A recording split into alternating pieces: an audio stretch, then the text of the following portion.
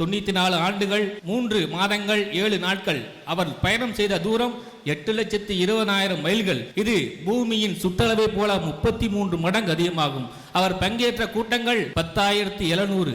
அவர் சொற்பொழிவாற்றிய நேரம் 21,400 மணி நேரம். இதை பதிவு செய்து ஒளிபரப்பினால் 2 ஆண்டுகள் 5 மாதங்கள் 11 நாட்கள் தொடர்ந்து ஒலித்துக் கொண்டே இருக்கும். தந்தை பெரியார் சமூக நீதி, சம தர்மம், சகோதரத்துவம், பெண்ணடிமை ஒழிப்பு, ஜாதி ஒழிப்பு முதலிய போராட்டங்களால் தான் நாம் வாழ்வில் நாம் காணுகின்ற வளர்ச்சியும் உயர்வும். இதை தந்தை பெரியார் தான் போராடினாரா?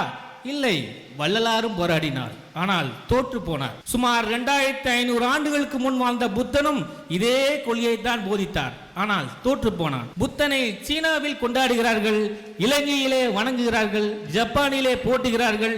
அது வேறு. அவன் கொள்கை உருவான இந்த நாட்டில் அவன் தோற்று போகிறான். புத்தன் தோற்ற இடத்தில் பெரியார் வாழ்கிறார் என்றால் அதற்கு காரணம் அவனுடைய மாணவரான அண்ணா சிறந்த தளபதியாக செயல்பட்ட காரணத்தால். அண்ணாவுடைய ஆட்சி காலம் 22 மாதங்கள் தான். எனினும் பெரியார் வாழ்கிறார் என்றால் அதற்கு தலைவர் கலைஞர் என்னும் ஆளுமை.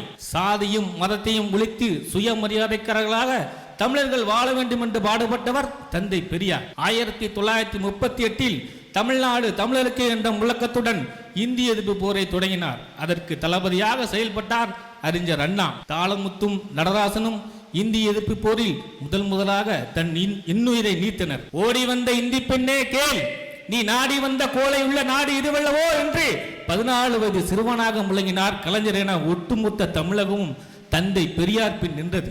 கலைஞரின் நூற்றாண்டை கொண்டாடும் வகையில் நடத்தப்பட்ட என் உயிரினும் மேலான பேச்சு போட்டியில் பல இளைஞர்களுடைய இன்றைய நிகழ்ச்சியில பார்த்தோம்.